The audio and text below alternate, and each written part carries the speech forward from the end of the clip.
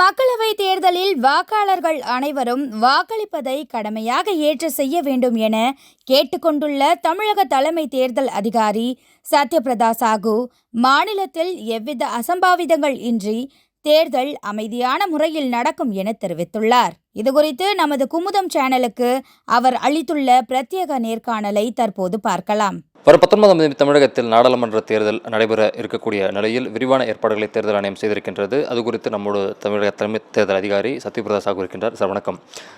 தமிழக தேர்தல் வாக்காளர்களுக்கு இப்போ நீங்கள் சொல்லக்கூடிய அந்த மெசேஜ் என்ன? இந்த தேர்தலில் எந்த அளவுக்கு வாக்களிக்கணும், என்ன சொல்ல விரும்புகிறீங்க? ஒவ்வொரு வாக்காளர் தவறாமல் வாக்குச்சாவடிக்கு வந்து ஓட் போடணும். அதை நாங்கள் வேண்டுகொள்கிறோம். ஓகே சார், இந்த ஓட் பர்சன்டேஜ் அதிகரிக்கிறதுக்கு நம்ம என்ன பண்ணியிருக்கோம் சார்? கடந்த காலங்களில் குறைஞ்சிருந்தது, இப்போ அதிகரிக்கிறதுக்கு என்ன பண்ணியிருக்கோம்? நீங்களாம் பார்த்துருப்பீங்க, நம்ம டிஓலேருந்து ஆரம்பிச்சுட்டு கீழே இருக்கிற பிஎல்ஓ வரைக்கும் நம்ம நிறைய ஆக்ஷன்ஸ் எல்லாம் அதுக்கு விழிப்புணர்வு ஸ்கூல்ஸில், காலேஜில், பொது கூட்டம் எங்கே வருமோ அந்த மாதிரி இடத்துல நிறைய விழிப்புணர்வு எல்லாம் பண்ணியிருக்கோம். முக்கியமாக என்ன நீங்கள் பார்த்தா நம்ம எலக்ட்ரல் ரோல் எல்லாம் எப்படி நல்லா பண்ணணும், எலக்ட்ரல் ரோலில் பேரெல்லாம் பதிவு பண்ணணும்.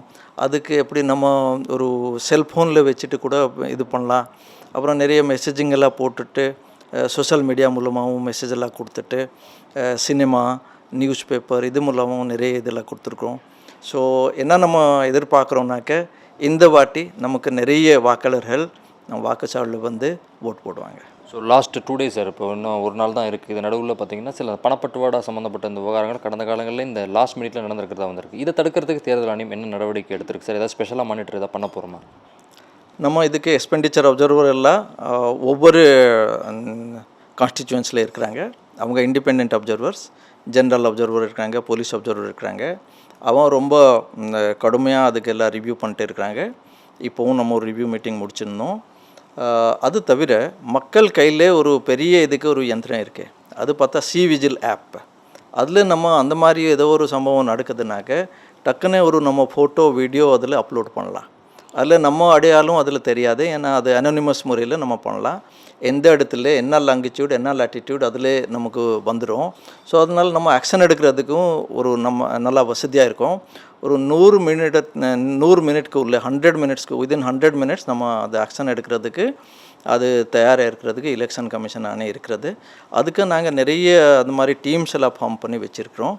எஃப்எஸ்டி, எஸ்எஸ்டி, விஎஸ்டிலாம் ஃபார்ம் பண்ணி வச்சுருக்கோம். அவங்களாம் டக்குன்னு போயிட்டு அதுக்கு நடவடிக்கை எடுக்கிறதுக்கும் அவங்க வலையெல்லாம் கொடுத்து வச்சுருக்கிறோம். ஸோ ஒரு கன்சர்டட் எஃபர்ட் நாங்கள் பண்ணுறோம்.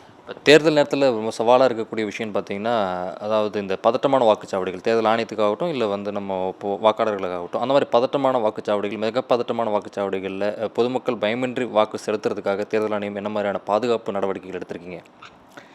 ஃபர்ஸ்ட் ஆஃப் ஆல் எல்லாத்துக்கும் நான் ஒரு பாராட்டுவேன் இந்த மாநிலத்தில் இருக்கிற பொதுமக்களுக்கு கூட. ஏன்னா ஜென்ரலாக பார்த்தா நம்ம லா அண்ட் ஆர்டர் இப்போ பிரசார காலத்துலேயும் நீங்கள் பார்த்துருப்பீங்க நல்லா தான் இருக்குது. ஸோ அதனால நம்ம இது மாதிரி கிரிட்டிக்கல் வல்னரபிள் அந்த போலிங் ஸ்டேஷன் இருக்குது. அதுக்கு விதிமுறைப்படி நம்ம CAPF, central arm police forces அங்கே டெப்ளாய் பண்ண போகிறோம். நமக்கு சிசிடிவி கேமரா, வெப் காஸ்டிங் எங்கே டைரெக்ட் நம்ம மானிட்டர் பண்ண முடியுமோ அந்த மாதிரி கேமரா ஒரு 45,000 போலிங் ஸ்டேஷனில் ஃபிட் பண்ணியிருக்கிறோம். அப்புறம் வீடியோ கேமராவும் நம்ம ஃபிட் பண்ணியிருக்கிறோம். மைக்ரோ அப்சர்வர்ஸ் அந்த மாதிரி ஒரு டிஓ எங்கெங்கே ஃபீல் பண்ணுறாங்களோ இங்கே ஒரு மைக்ரோ அப்சர்வர் போடலாம். அவங்க சென்ட்ரல் கவர்மெண்ட் எம்ப்ளாயி இருப்பாங்க, நம்ம ஸ்டேட் கவர்மெண்ட் எம்ப்ளாயி இருக்க மாட்டாங்க. அது மாதிரி டிஓஸ் அண்ட் அப்சர்வர்ஸ் இதெல்லாம் பார்த்துட்டு பண்ணலாம். இங்கே எப்படி ஒரு ஃப்ரீ அண்ட் ஃபேர் போல் நடக்கிறதுக்கு என்னென்ன பண்ணணுமோ இதெல்லாம் பண்ணி ஏற்பாடு பண்ணி வச்சுருக்கேன். இந்த கட்டுப்பாடுகள் தொடர்ந்து தேர்தல் ஆணையம் விதிச்சிருக்கு சார், பணங்கள்லாம் கொண்டு போகிறதுக்கு. இப்போ தேர்தல் முடிந்ததுக்கப்புறமும் அந்த கட்டுப்பாடுகள் வந்து தொடர இருக்கிறதா, இல்லை வந்து தேர்தல் ஆணையம் அதை வந்து திரும்ப பெற்று இல்லை வழக்கமாக எவ்வளோ வேணாலும் பணம் எடுத்துகிட்டு போகலான்ற மாதிரியான அந்த பழைய நடைமுறையை கொண்டு வரப்போதா? அதுக்கு ஆல்ரெடி தெர் இஸ் எஸ்ஓபி மாதிரி நமக்கு இருக்குது. எலெக்ஷன் முடிஞ்ச பிற்பாடு கவுண்டிங் வரைக்கும் நம்ம இதெல்லாம் நம்ம குறைக்க போகிறோம். இப்போது நீங்கள் பார்த்தா ஒவ்வொரு அசம்பிளி கான்ஸ்டிச்சுவன்சிலே 3 எஃப்எஸ்டி, 3 எஸ்எஸ்டி, ஒரு விஎஸ்டி இருக்கும்.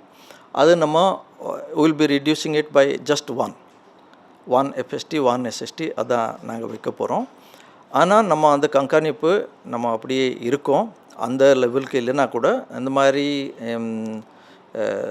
இதுக்கு மேலே எலெக்ஷன் கமிஷன் இதுக்கு மேலே மீறி ஏதாவது அந்த மாதிரி ட்ரான்ஸ்ஃபர் இதெல்லாம் போயிட்டுருக்குனாக்க அது இன்னும் பார்த்து ஒரு கண்காணிப்போடு இருக்கிறதுக்கு எலெக்ஷன் கமிஷன் சொல்லுங்கள். லாஸ்ட் ஒன், இப்போ இந்த தொடர்ந்து இப்போ 2018 நீங்கள் பல தேர்தல்களை பார்த்துருக்கீங்க. எந்த அளவுக்கு தமிழகத்தில் மற்ற மாநிலங்களை விட தேர்தல் நடத்துறதுக்கு எப்படி இருக்குது சார்? நீங்கள் பர்சனலாக உங்களுடைய எக்ஸ்பீரியன்ஸ் எப்படி? அப்படி பார்க்கும்போது India is a very large country, பெரிய நாட்டு. ஒவ்வொரு மாநிலத்திலே இஷ்யூஸ் எல்லாம் டிஃப்ரெண்ட்டாக, நார்த் ஈஸ்ட்டில் பார்க்கும்போது ஒரு மாதிரி இருக்கும், இங்கே பார்க்கும்போது ஒரு டிஃப்ரெண்ட் இது இருக்கும். இதெல்லாம் எலெக்ஷன் கமிஷனுக்கு தெரியும் எந்த ஸ்டேட்டில் என்ன மாதிரி திங்ஸ் எல்லாம் பார்க்கணும் அது இருக்குது. ஸோ ஜென்ரலாக நம்ம ஒரு லா அண்ட் ஆர்டர் பீஸ்ஃபுல் இதில் நம்ம இது பண்ணியிருக்கிறோம். ஸோ அதுவும் நம்ம பார்ப்போம். அப்புறம் இந்த மாதிரி பண்ணப்பட்ட மணி டிஸ்ட்ரிபியூஷன் இதெல்லாம் எப்படி தடுக்கிறதுக்கு என்னென்ன பண்ணோம், அந்த அரேஞ்ச்மெண்ட்ஸ் எல்லாம் பண்ணுவோம். ஸ்டாஃப் எல்லாம் எப்படி நம்ம போயிட்டு நல்லா முறையில் அங்கே தங்கிட்டு ஓட்டு எல்லாம் போட முடியும், அவங்க ட்ரைனிங்ஸ் அதெல்லாம் நாங்கள் பண்ணியிருக்கிறோம். அதெல்லாம் பார்க்கும்போது என்னோடய எக்ஸ்பீரியன்ஸில் starting from a sub collector நான் எலெக்ஷன்ஸ் எல்லாம் பார்த்துட்டு இருக்கிறேன், கலெக்டர், அப்புறம் இங்கேயும் 3 எலெக்ஷன் இப்போது பார்க்க போகிறேன். ஐ ஆம் finding it's a very good team work. இங்கே இருக்கிற டீம் ஒர்க் ரொம்ப நல்லா இருக்குது. வேறு மாநிலத்துலேயும் நல்லா தான் பண்ணியிருப்பாங்க. அங்கே எப்படி சூழ்நிலை இருக்கிறோமோ அதெல்லாம் பண்ணி. அட்வர்டைஸ்மெண்ட் முடிக்கும் சொல்லுங்கள் சார். அட்வர்டைஸ்மெண்ட் டிவியில் எப்படி பண்ணணும், எப்படி பண்ணணும்?